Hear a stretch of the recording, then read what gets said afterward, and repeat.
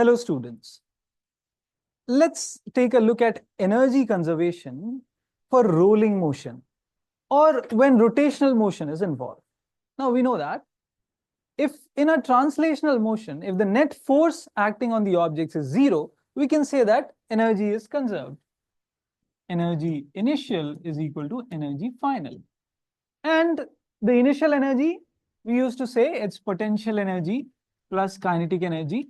Initial is equal to potential energy final plus kinetic energy final. Okay.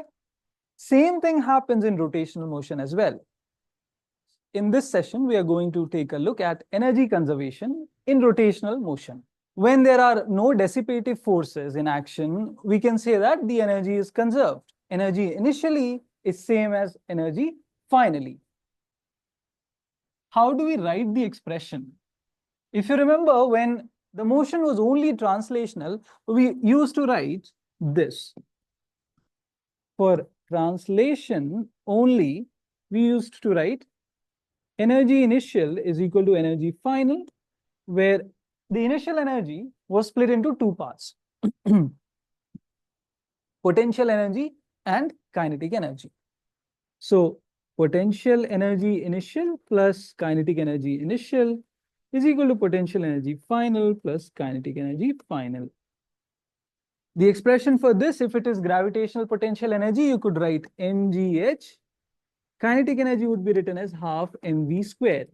Similarly, potential final, if it is gravitational potential, you would write mgh. If it is some other kind of potential energy, like spring potential energy, you would write half kx squared. And this again goes half mv2 squared. v1 square, v2 square. Now, this was the energy conservation equation when the motion was simply translational.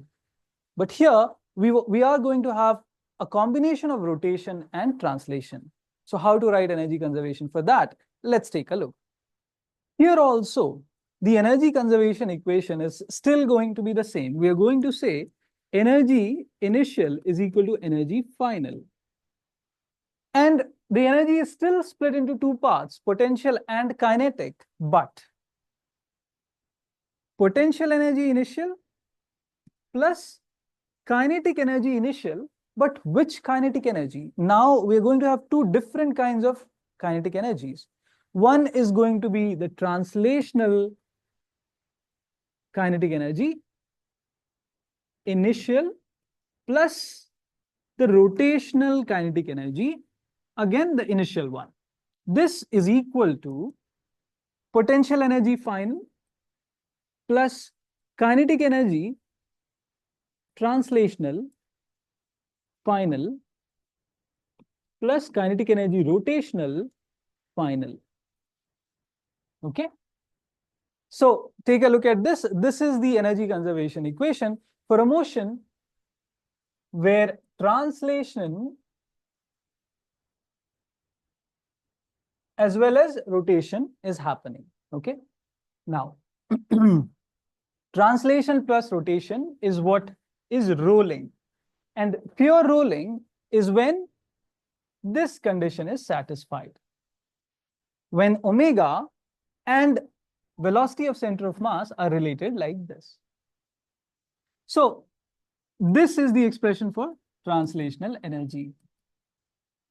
This is the kinetic energy translation. However, this is your rotational kinetic energy. Half I omega square, where I is the moment of inertia and omega is the angular velocity. Let's take an example. So here we have a sphere rolling down an inclined plane. The height of this inclined plane is h. This total length is L. The question is, what would be the velocity of this sphere when it reaches the bottom? So again, we are going to conserve energy. Right now, at this point, velocity is 0. All the energy is stored as the potential energy itself. Yeah. So, and when the object comes here, all the potential energy is lost. And everything has converted now into kinetic energy, both translational as well as rotational kinetic energy. See, the center of mass has been moving with some velocity, right? It has been accelerating. it has been gaining velocity. So at this point, the velocity of center of mass would be something. This is that velocity, okay? So half mv square, that v denotes the velocity of center of mass. Half I omega square, this is moment of inertia about the center of mass. And omega is the omega about an axis passing through the center of mass. This is your rotational kinetic energy. So now for this case, you can say that initially the energy was this much, finally the energy is this much. So you can just equate the two and get the velocity.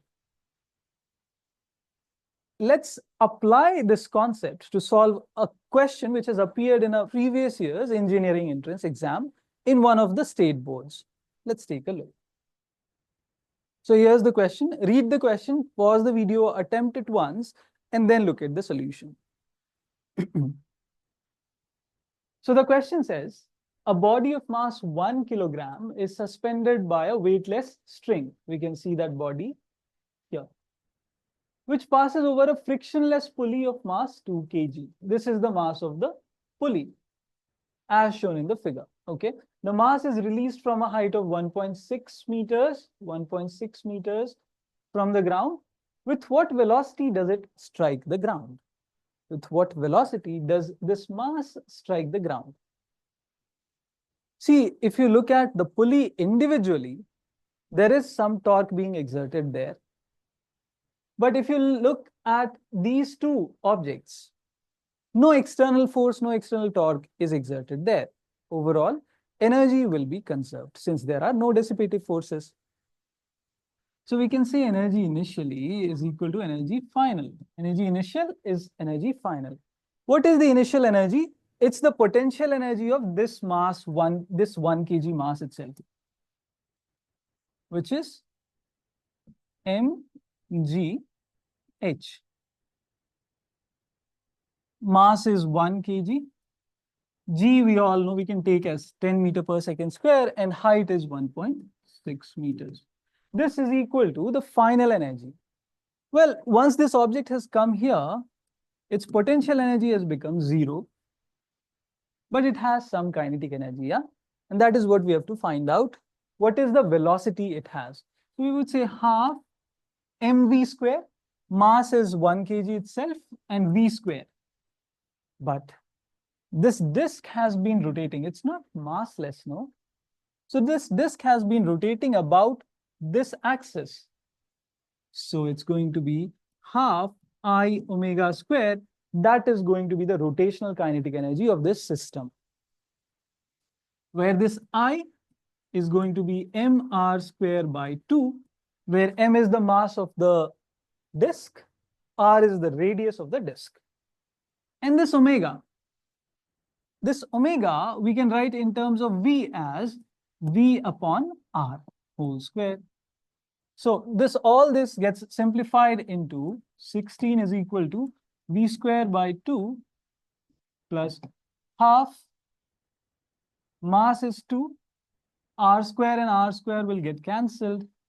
We get v square by 2. So half v square, v square is 16, v is coming out to be 4 meter per second. That is the answer. So option D is the correct answer here.